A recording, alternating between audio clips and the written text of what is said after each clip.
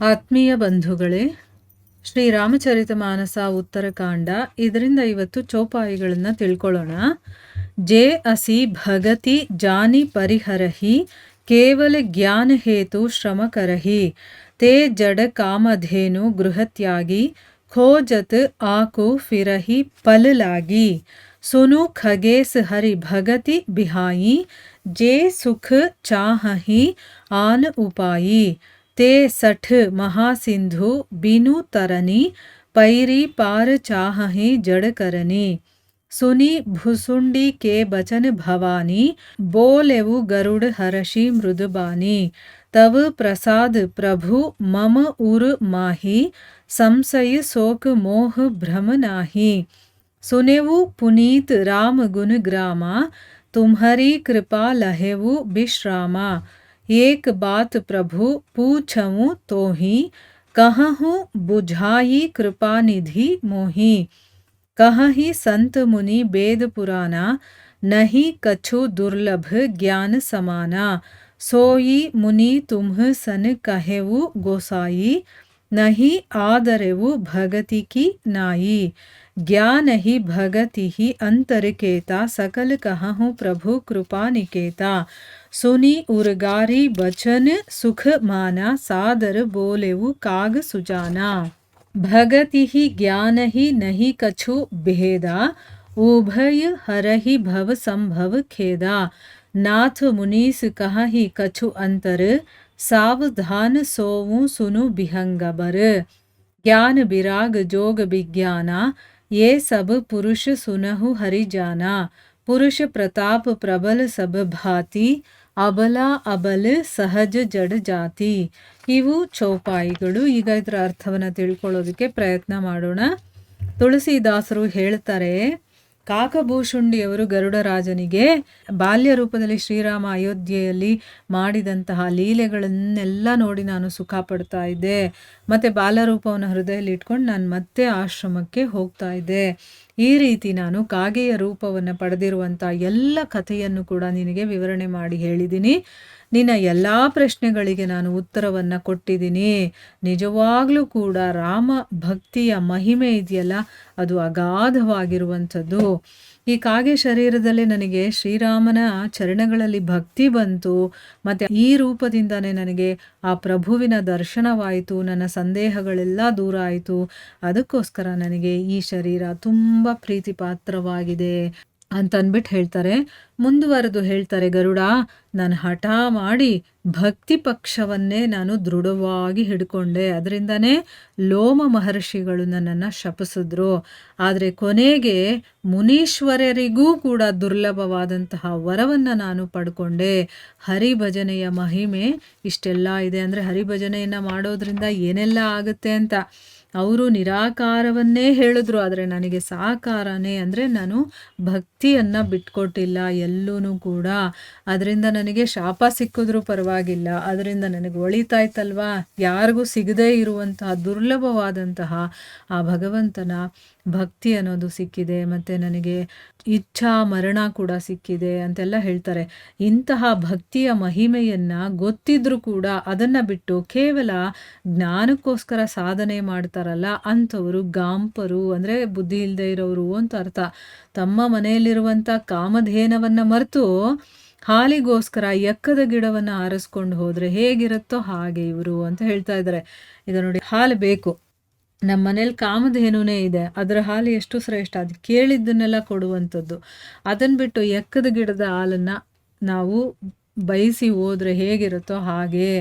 ಅಂದರೆ ಇಲ್ಲಿ ಭಕ್ತಿಯ ಮಹಿಮೆ ಗೊತ್ತಿದ್ರೂ ಕೂಡ ಜ್ಞಾನದ ಸಾಧನೆಯನ್ನು ಮಾಡೋಕ್ಕೆ ಹೋಗ್ತಾರೆ. ಅದಕ್ಕಿಂತ ಶ್ರೇಷ್ಠವಾಗಿರುವಂಥದ್ದು ಭಕ್ತಿ ಅಂತ ಇಲ್ಲಿ ಹೇಳ್ತಾ ಇದ್ದಾರೆ. ಮುಂದುವರೆದು ಹೇಳ್ತಾರೆ, ಖಗರಾಜ, ನೀನು ಕೇಳು. ಹರಿಭಕ್ತಿಯನ್ನು ಬಿಟ್ಟು ಬೇರೆ ಉಪಾಯಗಳಿಂದ ಸುಖವನ್ನು ಯಾರು ಬಯಸ್ತಾರೋ ಅಂಥ ಜನರು ಮೂರ್ಖರು. ಆ ಜಡಜೀವಿಗಳು ಹಡಗೇ ಇಲ್ಲದೆ ಕಡಲನ್ನು ಈಜಿ ದಾಟ ಬಯಸುವಂಥವ್ರು. ಈಗ ಹಡಗಿದ್ರೆ ತಾನೇ ನಾವೊಂದು ಕಡಲನ್ನು ದಾಟೋದಕ್ಕೆ ಈಸಿ ಆಗುತ್ತೆ, ಆದರೆ ಹಡಗೇ ಇಲ್ಲದೆ ಕಡಲನ್ನು ನಾನು ದಾಟಬೇಕು ಅಂತ ಬಯಸ್ತಾರಲ್ಲ ಅಂಥವ್ರು. ಅಂತಂದರೆ ಅಷ್ಟು ಮೂರ್ಖರವರು ಅಂತ ಹೇಳ್ತಾ ಇದ್ದಾರೆ. ಶಿವ ಹೇಳ್ತಾನೆ, ಎಲೈ ಭವಾನಿ, ಕಾಕಭೂಷುಂಡಿಯ ಮಾತುಗಳನ್ನು ಕೇಳಿ ಗರುತ್ಮಂತ ಏನು ಮಾಡ್ದ ಅಂದರೆ, ಗರುಡ ಏನು ಮಾಡ್ದ, ಪ್ರಸನ್ನ ಚಿತ್ತನಾಗಿ ಮಧುರವಾಗಿ, ತುಂಬಾ ಮಧುರವಾಗಿ ಈ ರೀತಿ ಹೇಳ್ತಾನೆ, ಒಡೆಯ ನಿಮ್ಮ ಕೃಪೆಯಿಂದ ನನ್ನ ಹೃದಯದಲ್ಲಿ ಈಗ ಸಂಶಯ, ಶೋಕ, ಮೋಹ, ಭ್ರಮೆ ಯಾವುದೂ ಉಳಿದಿಲ್ಲ. ತಮ್ಮ ದಯೆಯಿಂದ ಶ್ರೀರಾಮನ ಪುನೀತ ಗುಣ ಸಮೂಹವನ್ನು ಕೇಳಿ ನಾನು ಶಾಂತಿಯನ್ನು ಪಡ್ಕೊಂಡಿದ್ದೀನಿ. ಈಗ ನಾವು ಶ್ರೀರಾಮಚರಿತ್ರೆಯನ್ನು ಕೇಳಿದ ಮೇಲೆ ನಮ್ಮ ಮನಸ್ಸಲ್ಲಿ ಸ್ವಲ್ಪನಾದರೂ ಶಾಂತಿ ಅದೆಲ್ಲ ಇರಬೇಕು. ನಮ್ಮಲ್ಲಿರುವಂಥ ಸಂಶಯ, ಶೋಕ, ಮೋಹ ಇವೆಲ್ಲವೂ ಕೂಡ ಹೋಗಿರಬೇಕು. ಆದರೆ ನಾವು ಯಾವ ಮಟ್ಟಕ್ಕೆ ಕೇಳ್ತೀವಿ ಅದು ಕೂಡ ತುಂಬ ಇಂಪಾರ್ಟೆಂಟ್ ಆಗುತ್ತೆ. ಇಲ್ಲಿ ಗರುಡ ಹೇಳ್ತಾ ಇದ್ದಾನೆ, ನನ್ನಲ್ಲಿ ಇವಾಗ ಯಾವ ಸಂಶಯ, ಶೋಕ ಏನೂ ಇಲ್ಲ ನೋಡಿ, ಇವೆಲ್ಲ ಹೋಗ್ಬಿಡ್ತು ಅಂತಂದರೆ ಪರಮಶಾಂತಿ ಅನ್ನೋದು ನಮಗೆ ಬಂದೇ ಬರುತ್ತೆ. ಇಲ್ಲಿ ಗರುಡನಿಗೆ ಈಗ ಶಾಂತಿ ಅನ್ನೋದು ಸಿಕ್ಕಿದೆ ಅಂತ ಹೇಳ್ತಾ ಇದ್ದಾರೆ. ಪ್ರಭೋ, ಈಗ ನಾನು ನಿಮ್ಮಲ್ಲಿ ಇನ್ನೊಂದು ಪ್ರಶ್ನೆಯನ್ನು ಕೇಳ್ತೀನಿ. ಕೃಪಾನಿಧಿಗಳಾದಂತಹ ನೀವು ದಯವಿಟ್ಟು ನನಗಿದ್ರ ಬಗ್ಗೆ ಹೇಳಿ. ಜ್ಞಾನಕ್ಕೆ ಸಮಾನವಾಗಿರುವಂಥ ದುರ್ಲಭವಾದುದು ಯಾವುದೂ ಇಲ್ಲ ಅಂತ ಸಜ್ಜನರು, ಮುನಿಗಳು, ವೇದ ಪುರಾಣಗಳು ಕೂಡ ಹೇಳುತ್ತೆ. ಸ್ವಾಮಿ, ಅದೇ ಜ್ಞಾನವನ್ನು ನಿಮಗೆ ಮುನೀಶ್ವರರು ಉಪದೇಶ ಮಾಡಿದ್ರು ಅಂತ ನೀವು ಹೇಳಿದ್ರಲ್ಲ, ಆದರೆ ನೀವು ಭಕ್ತಿ ಮಾರ್ಗದಂತೆ ಅದನ್ನು ಗೌರವಿಸಲಿಲ್ಲ. ಅಂದರೆ ಅರ್ಥ ಏನು?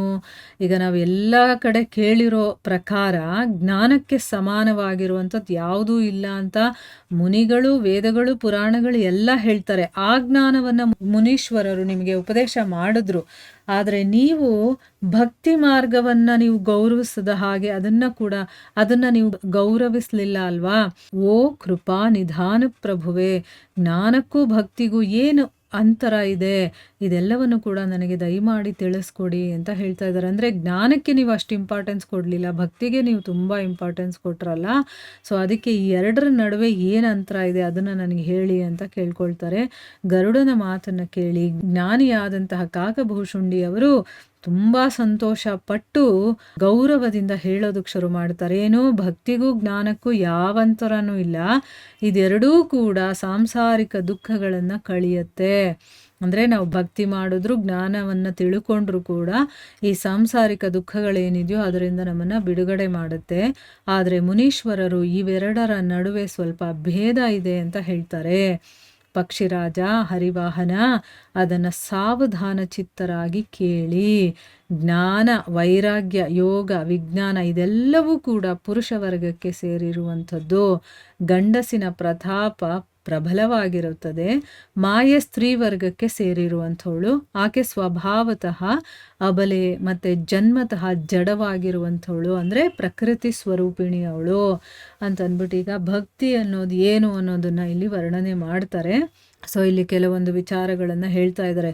ಭಕ್ತಿಗೂ ಜ್ಞಾನಕ್ಕೂ ಏನೂ ಅಂತರ ಇಲ್ಲ, ಆದರೆ ಆ ಮುನಿಗಳು ನನಗೆ ಸ್ವಲ್ಪ ಭೇದ ಇದೆ ಅಂತ ಹೇಳಿದ್ರು.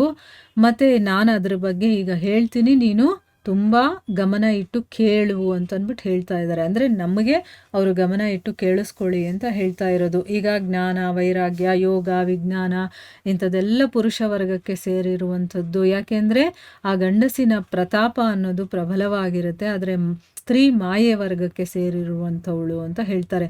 ಅಂದರೆ ಅವಳು ಸ್ವಭಾವತಃ ಅಬಲೆಯಾಗಿರ್ತಾಳೆ, ಒಬ್ಬರ ಮೇಲೆ ಡಿಪೆಂಡ್ ಆಗಿರ್ತಾಳೆ, ಮತ್ತು ಜಡ ಆಗಿರ್ತಾಳೆ, ಪ್ರಕೃತಿ ಸ್ವರೂಪಿಣಿ ಆಗಿರ್ತಾಳಲ್ವ, ಅದ್ರ ಬಗ್ಗೆ ಹೇಳ್ತಾ ಇದ್ದಾರೆ. ಮುಂದೆ ಏನಾಗುತ್ತೆ ಅಂತ ನಾವು ಮುಂದಿನ ಭಾಗದಲ್ಲಿ ತಿಳ್ಕೊಳ್ಳೋಣ. ಹರೇ ಕೃಷ್ಣ.